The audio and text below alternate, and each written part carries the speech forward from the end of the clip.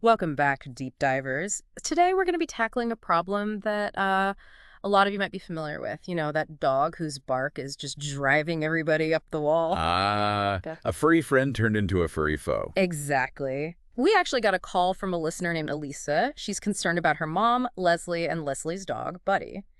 So Buddy's barking is so bad that Elisa's young son, Mason, he's scared to visit his grandma. Oh, Yeah, so it's really putting a strain on their relationship. So to figure out what's going on here, we're going to be turning to an episode of Caesar 911. oh, okay. Yeah, have you seen this show before? I have. Yeah, I've seen it a few times. Yeah. Caesar Millen is, some people call him like the dog whisperer, Yeah. just because he seems to have this intuitive ability to understand and communicate with dogs. He really does. And in this episode, there's some interesting points that he brings up, like how Buddy's not actually aggressive. It's that he's driven by fear, Hmm. and he sees the couch as his safe space. Oh, interesting. Like that's where he retreats to when he feels anxious. Yeah, like when Elisa and Mason first show up at Leslie's house. Okay. Buddy's just going crazy, like he's barking, spinning, lunging. But then Mason makes a comment about Buddy just being scared and trying to protect himself. Oh, it's interesting what kids pick up on. Hmm. Sometimes they see things that we as adults miss. I don't know if it's because they have less preconceived notions or what, but it's always impressive. I totally agree. It really does kind of set the stage for understanding Buddy. And so we find out that Leslie got Buddy after her husband passed away. Oh. So they've formed this really close bond. He helped her through a tough time. Yeah, I mean, when you lose someone, that companionship, even if it's from a pet, I mean, that's got to be invaluable. Yeah, I mean, there's definitely this very deep connection there. But because of Buddy's barking, Leslie can't even connect with her grandson. Mason's just too afraid to visit. And it's heartbreaking for everybody. Yeah, I bet. So I guess the question is, like, what is causing this fear in Buddy? Right. And how can we help him get over it? Yeah, exactly. So Caesar starts working with Buddy. And when strangers come in, Buddy jumps up on the couch and hides behind Leslie. Oh, okay. And Caesar points out that this is his safe space, you know? That's pretty typical, right? Like, when dogs are scared, they will often try to find a place to hide, someplace where they feel safe. Yeah, it's like that boundary between him and the outside world. Makes sense. Yeah. So to test his reaction, Caesar has Lisa and Mason knock on the door. And Buddy starts barking and goes for the couch. But this time, Caesar intervenes. Okay. Yeah, and he uses something called a leash correction, which is basically just a quick, firm tug on the leash. Oh, okay. So not like yank him across the room, but just Right, like a redirect, got it. just to kind of interrupt the fear response. And it's interesting because with each knock, Buddy starts to calm down more quickly. It's like Caesar's showing him that he doesn't need to be afraid. That's interesting. Do you think it's more than just showing Buddy he doesn't have to be afraid? Do you think it's like almost showing him that someone else has it under control? Yeah, like Caesar is stepping into that leadership role. Okay, yeah. It reminds me of that whole pack animal mentality. Uh-huh. Like they naturally seek out a leader. Totally. And that leader is the one who provides that structure, that security. Yeah. So by being that leader, Caesar's giving Buddy this sense of stability that he's been missing. Yeah. And it's not about like dominance Yeah, or aggression or anything. It's just calm confidence. Projecting that calm confidence. Right. Like, I'm in charge. You don't need to worry. I got this. Exactly. But there's a problem. Oh no. What's that? Leslie is having a really hard time putting this into practice because her instinct is to cuddle Buddy when he's scared. Ah. I mean, I get it. That's our human instinct, right? Someone's upset, Yeah. you comfort them.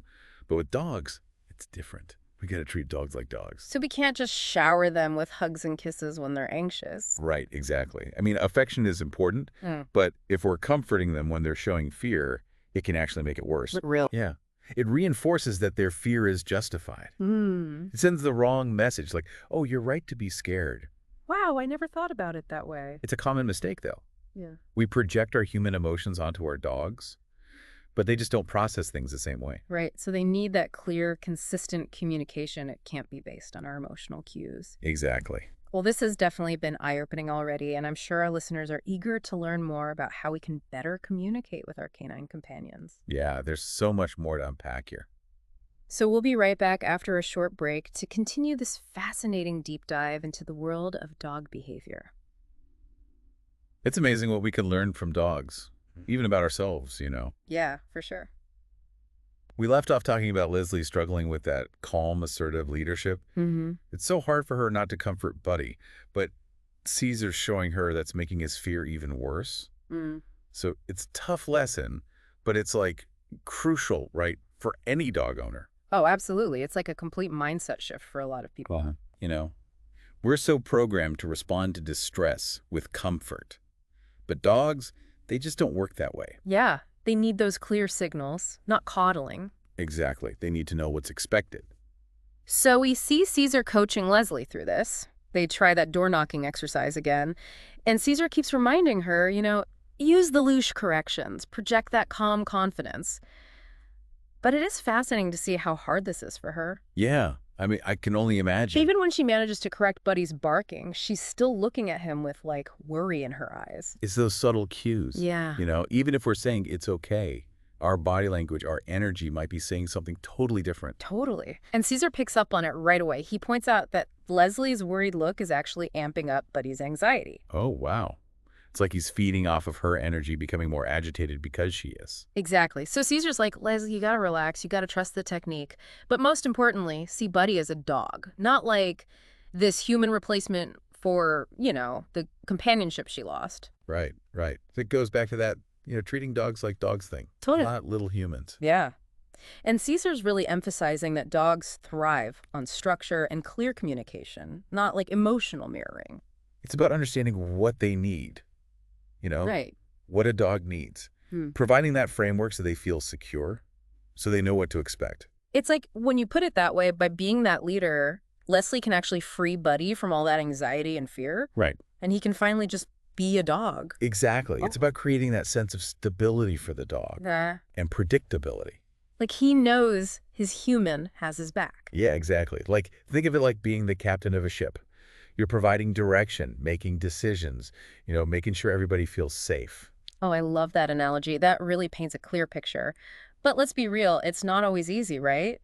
To have that calm, assertive energy all the time, especially when your dog's pushing your buttons. Yeah, definitely. It takes practice and awareness. That's patience, probably. Well, tons of patience. And one thing that Caesar keeps saying is that you got to be present, mindful. When you're interacting with your dog, if you're distracted or emotionally reactive, your dog's going to pick up on that and they're going to mirror those emotions. So it's not just what we do, but how we do it. Right. Our state of mind matters. It's huge. Now that I'm thinking about it, I've probably made my own dog's anxieties worse sometimes by overreacting. It happens. It's really common.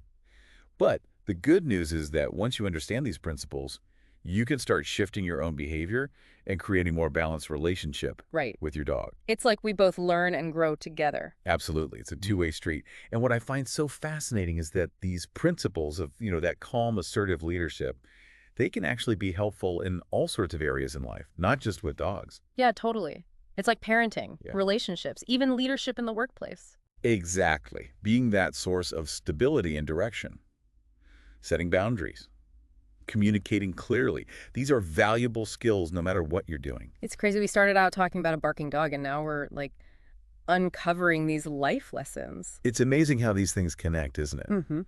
Sometimes the most profound insights come from the most unexpected places. Totally. It just goes to show that, learning's a never-ending journey. And there's wisdom everywhere. But we should probably get back to Buddy and Leslie. Oh, right, yeah. Do you think she's going to be able to really, master these techniques and help Buddy get over his fear? Well, that's the question, isn't it? I mean, you can tell she loves Buddy so much, and she wants what's best for him. But changing habits, it's tough for all of us. It takes self-awareness and commitment and a willingness to step outside of our comfort zone. And let's not forget, Buddy's got his own journey, too. Oh, right. He's got to learn to trust Leslie as his leader, believe that he doesn't have to, carry all this weight on his shoulders. It's a partnership. Yeah. Really. They're both learning to communicate, understand each other's needs. And in the next part of our deep dive, we'll find out what Caesar's final solution is for Buddy and Leslie. Will they find that, that peace and harmony?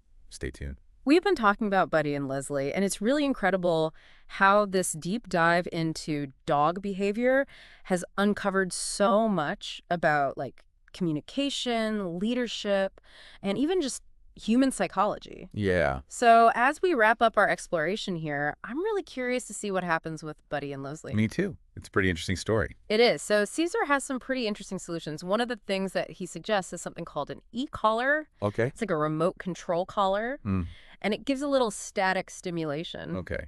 Have you ever used one of those? I haven't personally, no. Yeah, I have. And it's important to know that it's not like a punishment thing. It's more like a communication tool. Yep. It gives really precise and consistent feedback.